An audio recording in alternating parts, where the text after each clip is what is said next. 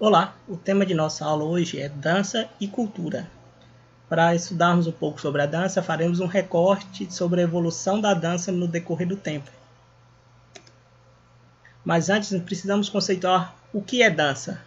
A literatura nos diz que dança é a arte de movimentar expressivamente o corpo, seguindo movimentos ritmados, em geral ao som de alguma música. O histórico. Antes do homem se expressar através da linguagem oral, ele dançou.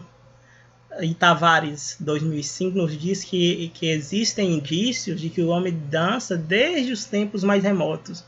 Todos os povos, em todas as épocas e lugares, dançaram. Dançaram para expressar revolta ou amor, reverenciar ou afastar deuses, mostrar força ou arrependimento, rezar, conquistar, distrair, enfim, viver. Danças primitivas. Eram executadas pelos homens das cavernas e seus movimentos ficaram registrados na arte rupestre. Aí na imagem podemos ver uma pintura rupestre de pessoas de mão dada em alguma espécie de dança. Nessas eras, a dança estava diretamente relacionada à sobrevivência, no sentido de que os homens vivendo em tribos isoladas e se alimentando de caça e pesca e de vegetais e frutos colhidos da natureza, criavam rituais em forma de dança que impediam eventos naturais de prejudicar essa atividade. Então a dança era vista aqui, né, na era primitiva como uma forma de proteção. Era como hoje fazer uma oração, eles dançavam para afastar as intempéries da natureza. Danças milenárias, danças praticadas nas civilizações da Idade Antiga. Essas danças aqui eram praticadas no Antigo Egito. Nessa época, as danças no Egito tinham um caráter sagrado e eram executadas em homenagem aos deuses. Aqui no decorrer do slide, a gente vai ver que sempre a figura dos deuses de cada cultura vai estar relacionada com a dança. Para cortejar os deuses, para oferecer oferendas, sempre os deuses vão estar presentes. O culto a Osíris, deus da luz, a quem era atribuído o ensinamento da agricultura aos homens, acontecia todos os anos, na época de cheia do rio Nilo. O ritmo das cheias e vazantes do rio Nilo comandava os trabalhos de semeadura e colheita, que eram celebrados com dança na primavera. Aqui, nesse culto a Osíris, a dança era oferecida para celebrar, comemorar a época da cheia do rio Nilo.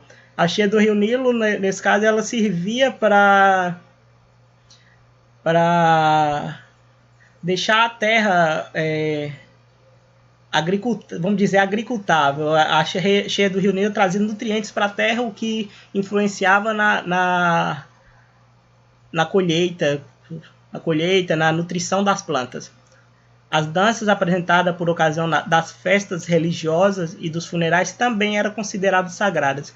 Aqui mais uma vez a dança presente nos festividades religiosas e em funerais. Existiam também as danças profanas, que aconteciam por ocasião dos banquetes, em honra aos vivos ou aos mortos, e também para entregar recompensas a funcionários ou por ocasião de elevação de cargo. Aí as danças profanas já não têm um cunho mais voltado para a religiosidade. Danças milenares. Hertor. Essa Hertor é a deusa da dança e da música no Antigo Egito. Aí ao lado a imagem dela. Na Índia, as danças têm origem na invocação de Shiva, deus da dança. Com suas danças e músicas, os hindus provocavam uma união com a natureza. Shiva, que é essa aí da imagem, é uma das deusas lá da Índia. E aí as danças eram para cortejar o deus deles, a deusa no caso. Os vários estilos de dança sempre relacionados a deuses tinham o mesmo princípio, o de que o corpo inteiro deve dançar. Danças clássicas Idade Média. Aqui nessa época a igreja tornou-se a autoridade constituída. Manifestações corporais foram proibidas, uma vez que a dança foi vinculada ao pecado. A igreja, porém, não conseguiu interferir nas danças populares dos camponeses, que continuaram a fazer suas festas nas épocas de semeadura e colheita, e no início da primavera. Para não afrontar a igreja, essas danças eram camufladas com a introdução de personagens como anjos e santos. Nessa época aqui da Idade Média, que o texto traz para nós, a igreja, como é sabido, a igreja comandava. A igreja estava acima de tudo e de todos. Então, se a igreja falasse que não poderia haver, não poderia. Era visto como uma heresia contra a igreja. Entretanto, os camponeses continuaram com suas danças. E para isso, eles tentavam colocar figuras que é vista na religião, como anjos e santos, para tentar camuflar, como o texto mesmo diz. Danças clássicas, Renascimento. A dança se desenvolve particularmente em Florença, na Itália, no Palácio da Família Médici, onde nas festas eram apresentados espetáculos chamados de triunfos, que simbolizavam riqueza e poder. Vários artistas eram convidados a colaborar na preparação desses espetáculos, entre eles Leonardo da Vinci. Em 1459, em uma festa de casamento, foi apresentado o primeiro triunfo, considerado o balé. E aí, então, em 1459 é onde ali surgem as primeiras expressões do balé, do que veio mais tarde a ser conhecido como balé. Mais pra frente a gente vai ver sobre isso. Dança moderna. É uma técnica de dança mais livre, ou seja, não conseguindo uma determinada técnica e conquistando maior liberdade para a escolha dos movimentos. Essa aqui não segue uma coisa tão rígida, é mais liberal.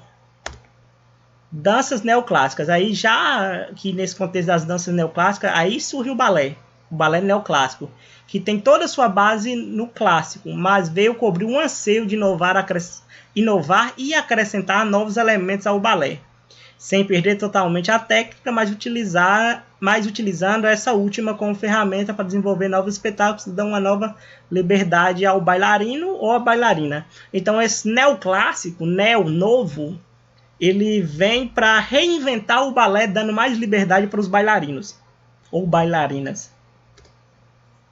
Dança contemporânea. A dança contemporânea não impõe modelos rígidos.